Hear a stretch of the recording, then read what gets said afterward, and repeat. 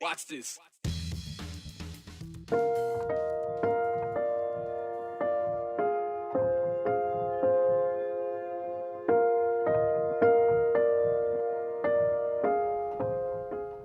Think about the events that changed the world, that caused a seismic shift in the future with widespread implications.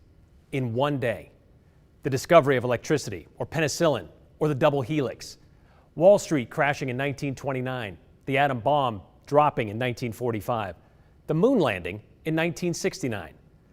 When asked about the memories of the attack on the United States on September 11, 2001, the common recited refrain, nearly everyone who remembers that Tuesday refers to it as the day the world changed. 4 passenger planes were hijacked shortly after takeoff that morning. 2 from Boston, 1 from DC, 1 from New Jersey, filled with people and fuel and heading to the West Coast. That is, until hijackers, members of Al-Qaeda, took over control of those planes. At 8:46 a.m. Eastern Time, American Airlines Flight 11 crashes into the North Tower of the World Trade Center in New York City. At 9:03, 17 minutes later, United Flight 175 crashes into the South Tower. At 9:37, American Airlines Flight 77 crashes into the Pentagon in Washington, D.C. 22 minutes later, the 110-story South Tower collapses. 8 minutes after that, at 10:07, United Flight 93 crashes into a field in Shanksville, Pennsylvania, the passengers overtaking the hijackers to keep the plane from crashing into another building, likely in D.C. At 10:28, the second Twin Tower, the North Tower, collapses 102 minutes after being hit by Flight 11. An estimated 17,400 people were in those towers when the nightmare began. Nobody survived above the impact zone in the North Tower. 18 managed to escape from the floors above where the plane hit in the South Tower. In all, 2,977 people were killed that day or died shortly after from injuries. That doesn't include the 19 hijackers, but it does include all 246 passengers and crew aboard those 4 planes, the 441 New York City first responders, and the 125 at the Pentagon. Thousands would die later from exposure to toxic debris. Of those killed at the Pentagon, 2 were Idahoans, Brady Howell, who grew up in Sugar City, and Ron Vach, who graduated from Nampa High School. Of course, the complete toll took weeks to uncover. It took 8 months to clean up the debris from the Twin Towers, what forever became known as Ground Zero. 20 years later, we wanted to look back at that day and the months and years following through the eyes of a television reporter, a chief of police, and the governor, who, despite watching it all unfold from a distance, like the rest of us, were still very closely involved in 9/11.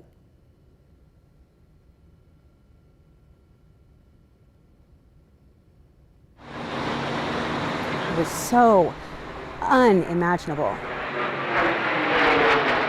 I don't know that anybody could have envisioned that happening.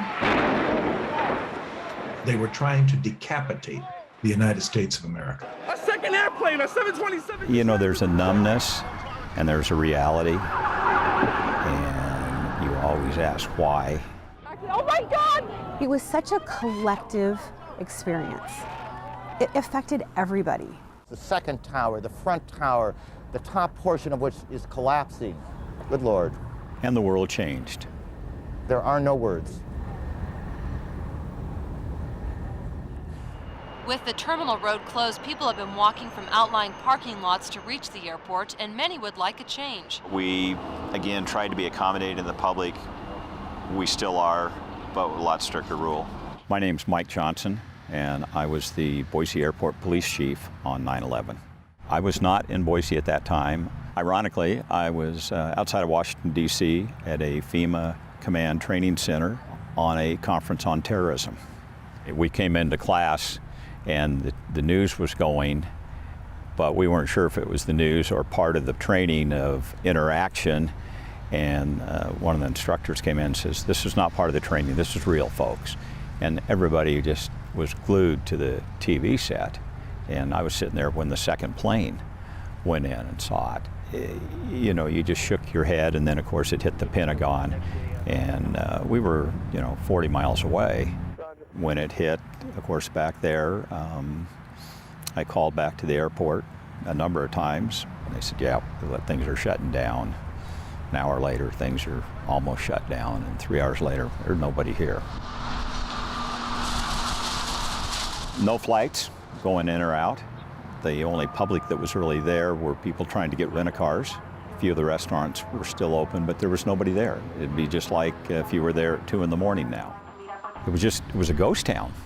And even though this blood brother is grateful his kin was spared, he grieves for the lives lost. The thing that goes in my mind is I put myself in the place of a firefighter, and all of a sudden they know automatically from the sound that the floors are collapsing and pancaking. They had that time to know it's gone, we're done. I'm Allison Uten, and on September 11th, 2001, I was a reporter at KTVB. The day that unfolded after the news broke was a day that lasted several months. Well, I was asleep, and the morning show producer called me and understandably couldn't articulate what was happening, and I couldn't figure out what he was saying, but I knew there was an emergency and that I needed to get to the station.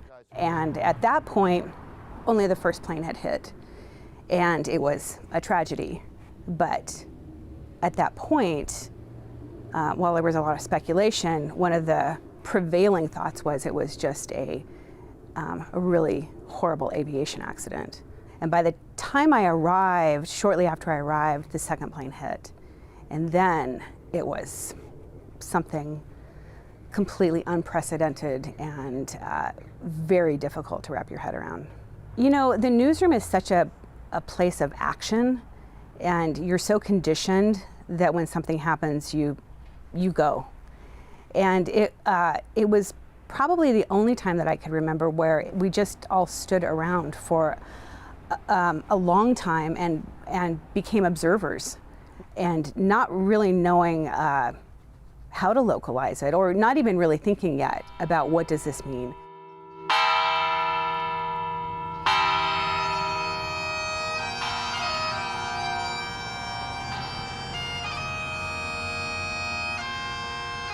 There was a third icon that was struck that morning. That icon was the spirit of the American citizen, and you can hit it time and time again, and you will never, ever, ever destroy that icon. My name is Dirk Kempthorne, and during 9/11, I was the governor of the state of Idaho and commander-in-chief of the Idaho National Guard. I had just completed my morning workout, and I received a call from my wife, Patricia, and she said, you need to turn on the television immediately. And then the realization that the United States was under attack. Commercial airliners that were turned into missiles with the sole purpose of executing American citizens. And I spoke immediately to our generals at the Guard.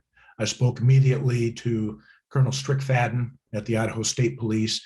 We had to bring up our posture as far as how do we now prepare for something we cannot envision, but being notified that the United States anywhere is now under attack. I remember that the National Guard, they went to what they call DEFCON Charlie, which is just one level below full battle attack stage. And they began deploying their assets. We deployed to all of the major airports immediately. You remember that all airplanes were immediately told to ground. Driving back, I was on the phone between the airport officers and the mayor and the airport director, and everything again was locked down. Immediately I was going through my mind, okay, this is what we're going to have to start changing, this is what we're going to have to do. And then there was a concern that do we have a potential of a terrorism threat happening in Boise, Idaho. We blocked off the road coming in with Jersey barriers so nobody could pull in right in front of the terminal. If somebody else was going to do something, would they do it with an explosive device? We've got to get the council to authorize 6 more people immediately, that we would no longer just have somebody go down to the front of the terminal once every 30 minutes. We had to have somebody down there all the time. We had to have somebody at the checkpoint all the time. And so I knew we were going to drove pretty fast. And for 3 years, we were in the hiring mode. There was 14 officers. When I left, there was 39.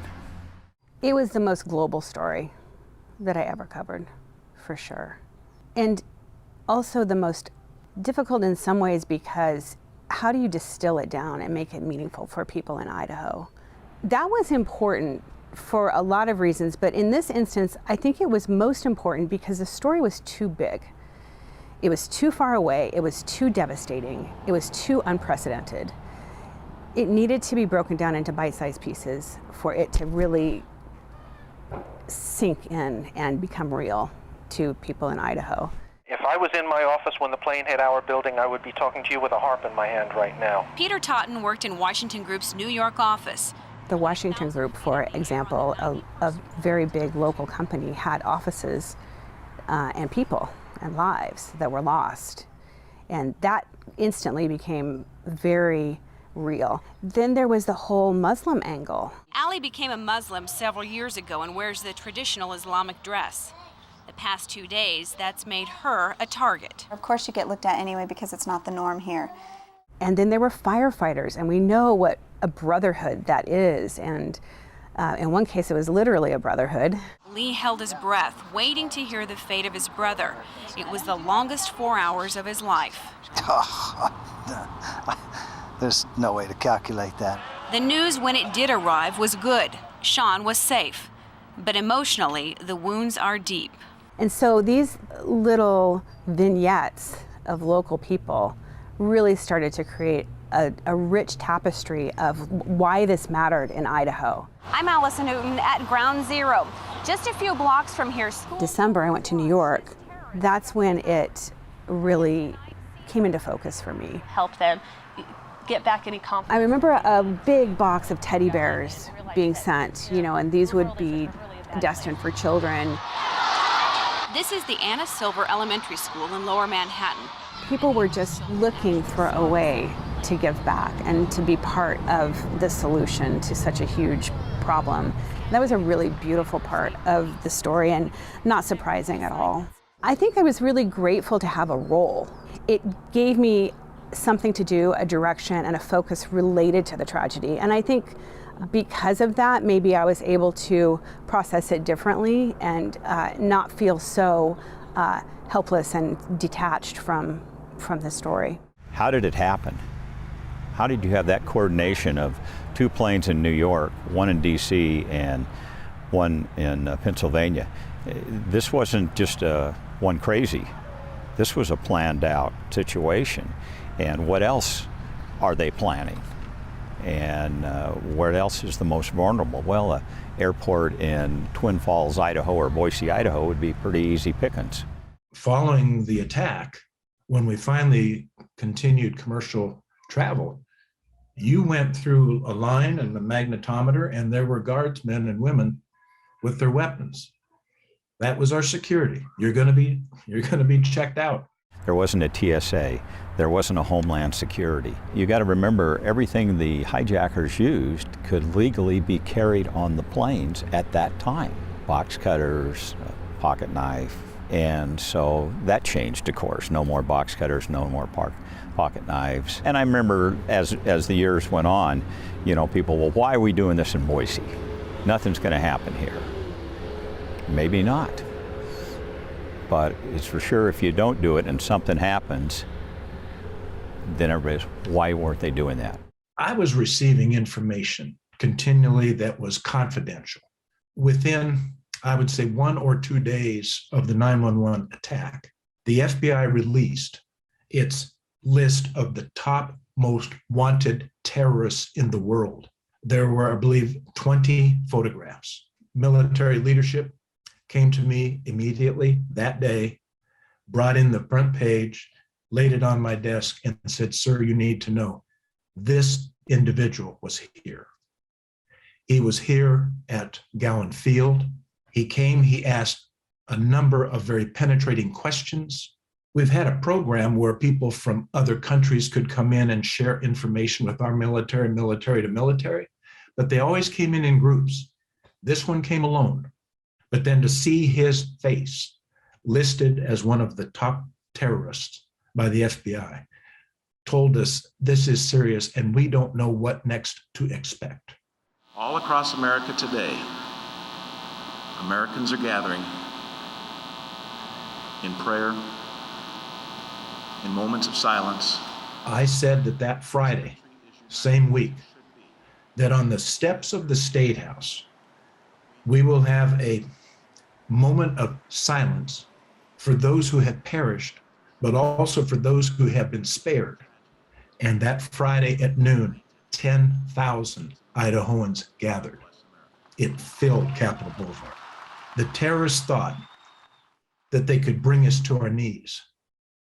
And they brought us to our knees, but just long enough for us to kneel in prayer and then rise up in righteous indignation. You will not knock the United States down. I think like a lot of people, I probably had a less of a secure feeling. And I think that many people experience the feeling of vulnerability and now what? It seems like things changed. And I don't know that there's any connection with September 11th. When I look back over my lifetime and I think about a before and an after, I do think the before was a little more naive, and that the after might be girded with a little more a feeling of vulnerability. What stands out to me is that in the immediate aftermath, this country came together. My concern as I look back on this 20-year period is that we have begun to divide again, to become discordant. And I don't think our leaders are helping us. And I would hope that it doesn't take a horrible disaster like 9/11 to once again bring us back as the United States. It shouldn't take a disaster. A couple of footnotes to add. The first flight out of Boise happened the following Monday, September 17th. Mike Johnson said there were only a handful of people on board. As we all know, that attack was the beginning of the war on terror, the 20-year war that ended officially just a few weeks ago. A war that included thousands of Idahoans and took the lives of more than a dozen. In May of 2004, the 116th Cavalry Brigade Combat Team, consisting of more than 3,000 soldiers, was sent to Iraq for 18 months, still the largest deployment of Idaho citizens in the history of the state. That story that Governor Kempthorne told about the terrorist visiting Gowan Field, he wouldn't tell us his name, but he did tell us that terrorist is still on the wanted list and still active in atrocities around the world. The last thing we heard from Governor Kempthorne in that piece about how he hopes it doesn't take another disaster to unite the country again. It's one of those things that just can't go unsaid.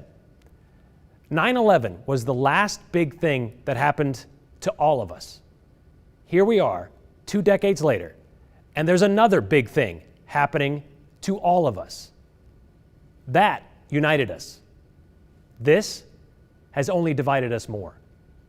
And he's right, it shouldn't take a disaster to bring us back together. It obviously hasn't. Well, today is obviously not 9/11, the eve of it. The anniversary is tomorrow. There are several memorial events planned across the Treasure Valley. We have information at ktvb.com. But there is a permanent 9/11 memorial you can visit any day of the week, located at the Idaho Fallen Firefighters Memorial Park. It was put in place in 2014, and it includes a 10-foot steel beam from the World Trade Center.